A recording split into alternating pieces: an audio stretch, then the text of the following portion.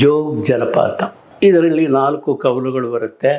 ಆ ಕವಲುಗಳನ್ನು ಹೆಸರಿಸಿದ್ದಾರೆ ರಾಜ, Roarer, rocket, lady ಅಂತೇಳಿ ಹೆಸರಿಸಿದ್ದಾರೆ.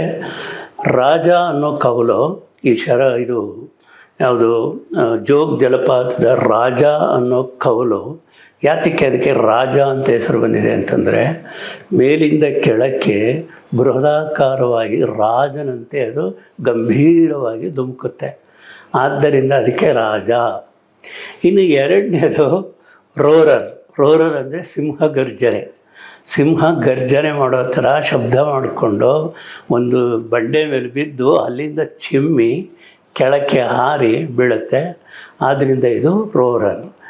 ಇನ್ನೊಂದು ರಾಕೆಟ್ ಅಂತ ಯಾಕೆ ಆ ಕವಲಿಗೆ ಹೆಸರು ಬಂದಿದೆ ಅಂತಂದರೆ, ಮೇಲುಗಡೆಯಿಂದ ಅದು ಒಂದು ಬಂಡೆ ಮೇಲೆ ಬಿದ್ದು ರಾಕೆಟ್ ತರಹ ಚಿಮ್ಮಿ ಅದು ಕೆಳಕ್ಕೆ ಬೀಳೋದ್ರಿಂದ ಅದನ್ನು ರಾಕೆಟ್ ಅಂತ ಕರೀತಾರೆ. ಇನ್ನು ಕೊನೆಯದು ಲೇಡಿ. ಒಂದು ಪರ್ವತದ ಮೇಲಿಂದ ಕೆಳಕ್ಕೆ ಒಬ್ಬಳು ಸುಂದರವಾದಂಥ ಹೆಣ್ಣು ಬಳ್ಕೊಳ್ಳುತ್ತಾ ಇಳಿಯುವಂತೆ ಆ ಕವಲು.